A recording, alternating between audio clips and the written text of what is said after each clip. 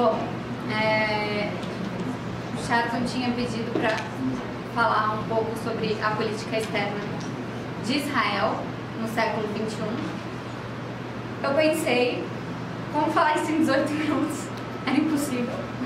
Porque eu sou professora de teoria, eu não consigo falar em 18 minutos. Então eu pensei em trazer para uma outra perspectiva.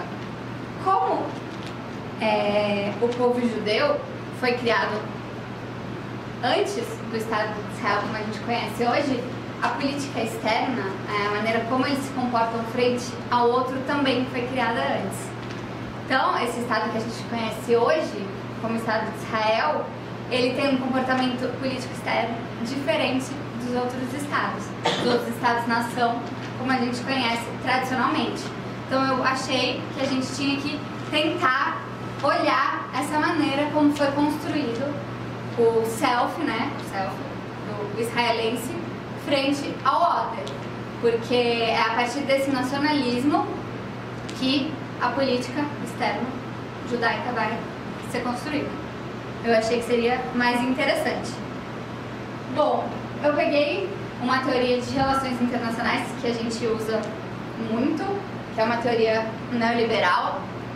O Joseph Nye é o autor que vai criar esses termos. Ele divide o poder, primeiramente, em duas vertentes, o hard power e o soft power. O hard power seria, basicamente, o poder militar. Então, um grande símbolo de poder militar que a gente tem hoje no sistema internacional, Estados Unidos e Rússia, que tem armamento e conseguem se defender numa guerra. Então, Estados Unidos tem 90 mil ogivas nucleares. Então, eles têm um hard power grande. Isso garante o posicionamento que eles têm no sistema internacional. A população, a tecnologia, o próprio PIB também são fontes de hard power. O soft power já a gente fala, o poder que você tem de influenciar. Já é um poder mais delicado, mais difícil de ser utilizado. Então aí está a diplomacia. Então são estados que conseguem, através da diplomacia, da cultura ou da própria ideologia, influenciar os outros a tomarem caminhos ou tendências esperadas. Mais tarde, quando o Obama se torna presidente, o Nye cria um terceiro poder que ele chama de Smart Power. Ele diz que o Obama foi o único que conseguiu combinar os dois, o hard e o smart. Então, o hard e o soft. Aí ele cria o conceito de smart. E aí ele escreve um livro só falando sobre essa nova categoria de poder. Ele diz que o Obama é capaz de usar a diplomacia, a persuasão, mas também o poder militar norte-americano. Mas vamos dar uma olhada em Israel. Bom, o hard, a gente sabe que é utilizado, certo? Israel tem condições de utilizar o hard power no sistema internacional. Tem uma força militar, tem condições de se defender, tem tecnologia para isso. Aí, o drone de ferro, né, o escudo antimísseis. Aqui, esse ranking é de 2009, que são os 30 países que têm maior soft power. Israel está aqui, o Brasil está antes. A gente comenta muito até na política externa brasileira que o Brasil não tem hard power nenhum, a gente sabe. A gente não tem condições nenhuma na nossa... Se a gente for pegar um caça brasileiro, é totalmente sucateado, certo? A gente comprou vários restos da Guerra Fria e não temos condições algumas. Então, a gente tenta investir no soft. Quem utiliza mais o soft é Reino Unido, aí Alemanha, Estados Unidos, França, Canadá, Austrália, Suíça, Japão, Suécia e assim por diante. Israel está aqui no fim. Por quê? a gente vai analisar o período pós-criação do Estado de Israel, né?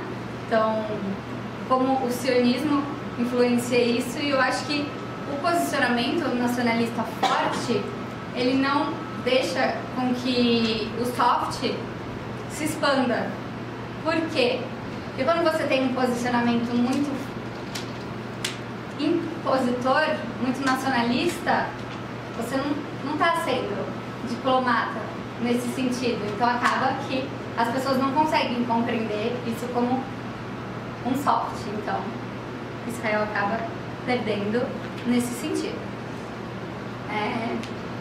Mas como eu falei, uma das características mais importantes para a política externa de Israel é a identidade nacional.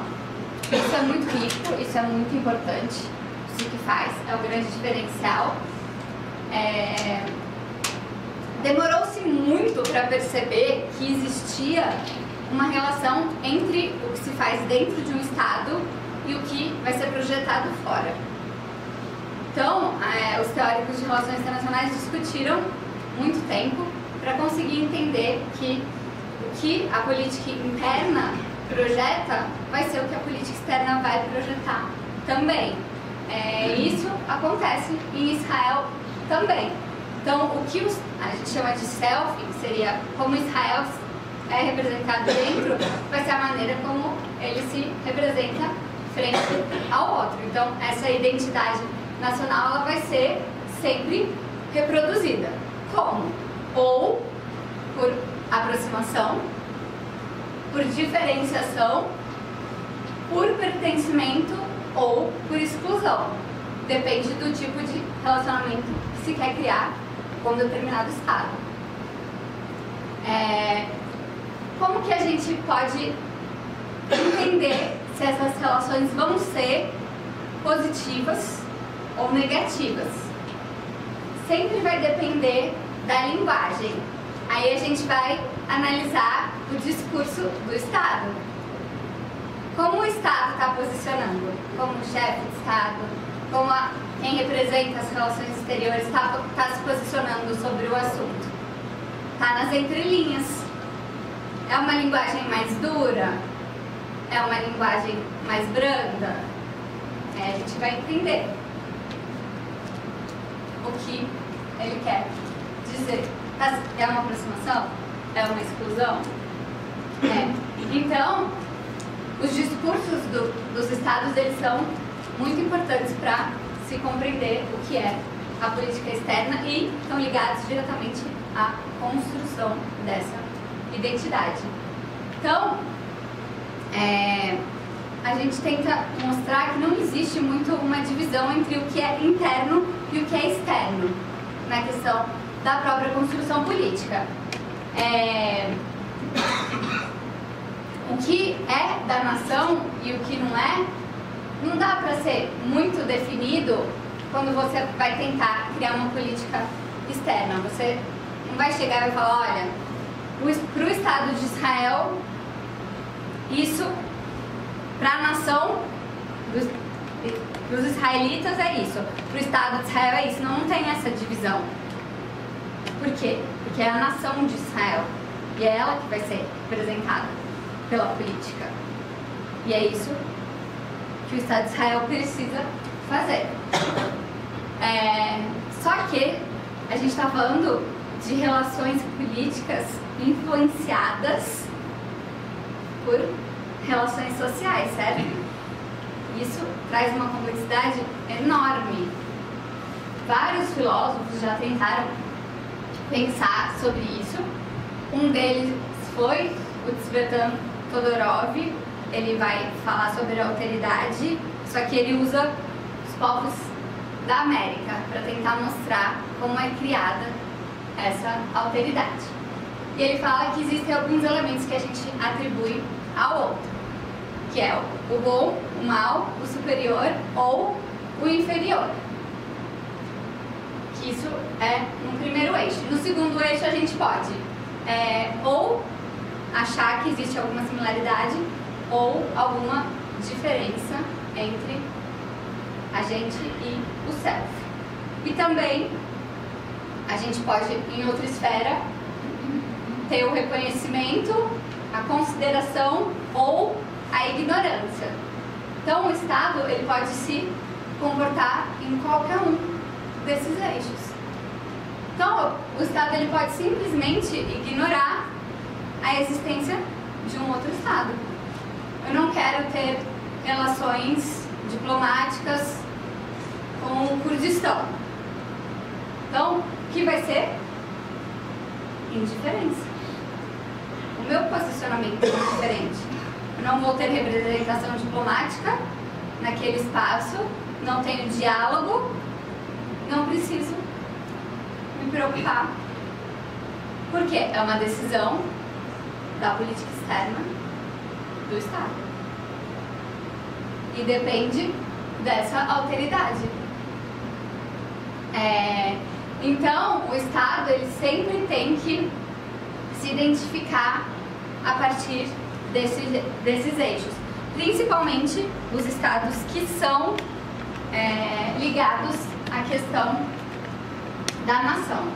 Aí a gente tem que se perguntar, a gente pode considerar então a nação como um cimento social? A nação ela é capaz de unir uma comunidade?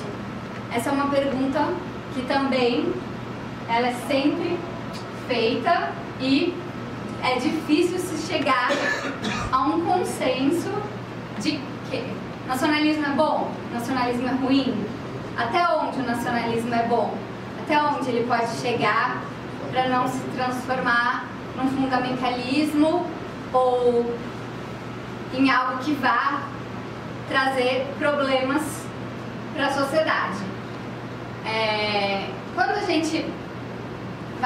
Quando um povo tenta construir essa alteridade, começa a se questionar, poxa, quais são os critérios para se pertencer a determinado grupo?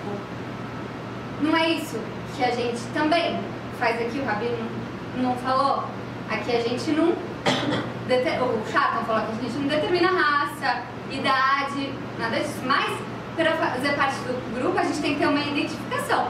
Cada um de vocês buscou algo na Brit Braha para estar aqui, certo? Então todo mundo busca algo em um grupo. E no Estado é a mesma coisa. Para a construção do Estado de Israel foi a mesma coisa. E o Estado como instituição política não pode deixar de responder às pessoas que constituem esse Estado.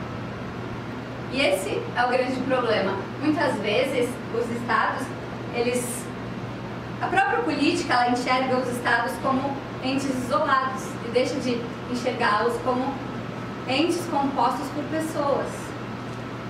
E a parte social, na minha opinião, é a parte mais importante, porque os Estados não conseguem agir isoladamente. Eles sempre vão fazer parte de uma coletividade. O Estado ele é formado por uma coletividade. E o que vai dar esse senso de coletividade, de união, é a nação. E tem depois eu passo a bibliografia para quem tiver interesse. Tem um autor que chama Benedict Anderson, que ele escreve um livro que chama Comunidades Imaginadas, que ele vai descrever como se cria uma comunidade. E é muito interessante, porque ele fala, comunidades imaginadas, por quê? Porque ela é imaginada porque nenhuma comunidade, por menor que seja, você vai conhecer todas as pessoas do espaço. Então, no meu quarteirão, eu não conheço. A gente mora num prédio que são num condomínio que são 3 prédios. Eu não conheço todas as pessoas que moram no meu condomínio. Mas é uma comunidade, não é? A gente se sente uma comunidade. Então é uma comunidade imaginada. Por quê? Porque, queira ou não, mesmo dentro de uma comunidade, nós dois estamos isolados no apartamento 21. Mas o senso de comunidade continua existindo. Eu moro no condomínio, tananã, tananã, tananã, dentro das regras da comunidade e tal. Então, o Benedict Anderson diz que as pessoas, elas se imaginam dentro dessa comunidade. E essa comunidade, ela vai ser sempre limitada Por quê? Porque não tem como existir uma comunidade do mundo inteiro, ela vai ser sempre limitada por fronteiras, sejam elásticas ou não, e também soberana. Aqui ele está falando a partir do momento que se separa o Estado da religião. Ele vai falar também que as pessoas acham que fazer parte de uma nação é o sacrifício máximo. Então, às vezes é o sacrifício da própria vida.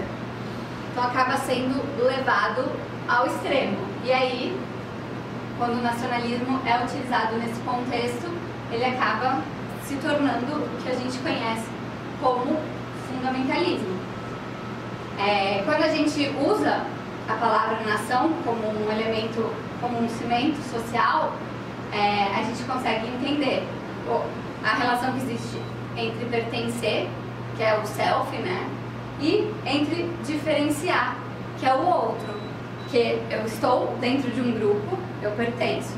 Então eu enxergo naquele grupo as características relevantes e que eu acho que são o que deve ser, o que deve existir.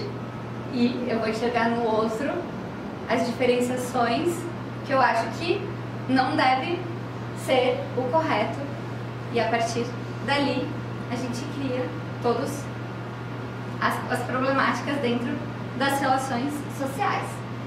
Bom, o sionismo ele é dividido basicamente em 4 momentos.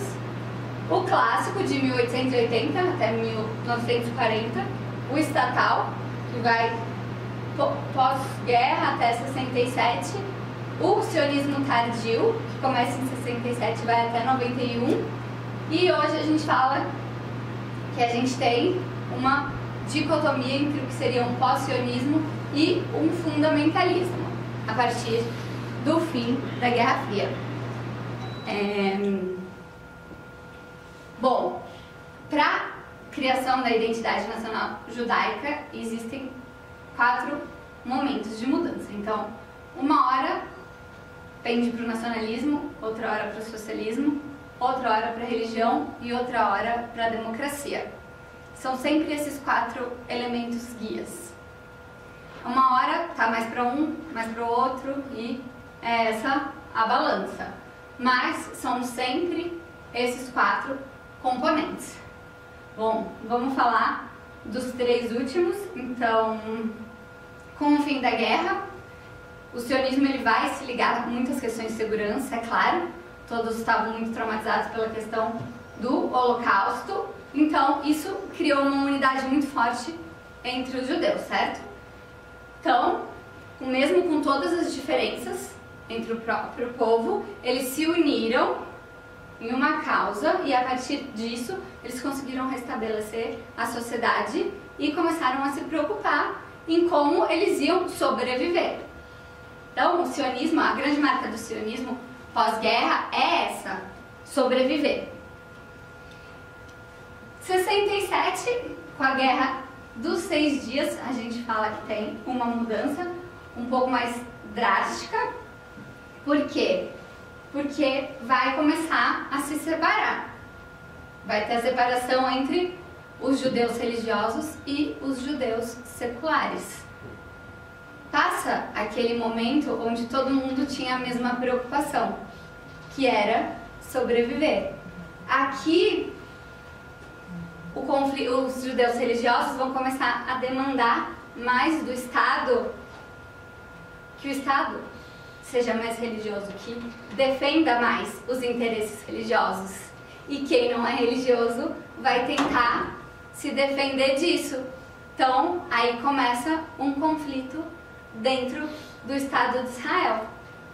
E aí que o sionismo começa a se ter uma visão no mundo um pouco controversa. Eu não vou entrar no mérito, eu falei para vocês, de discutir sionismo, se sionismo é bom ou é ruim. Mas existe, se vocês forem procurar, tem autores que consideram o sionismo como um mal e tem autores que consideram o sionismo como um bem. Aí depende da vertente que vocês querem adotar. Então, O sionismo hoje, ele vai buscar mais uma normalização do Estado, tanto domesticamente, internamente, quanto externamente.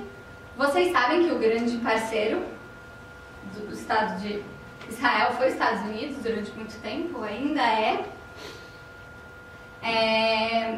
A primeira vez que o Likud entra no poder, eles tentam criar, pensando nessa identidade do other e do self, um pouco a diferenciação entre o judeu e o árabe. No primeiro momento eles usam isso e...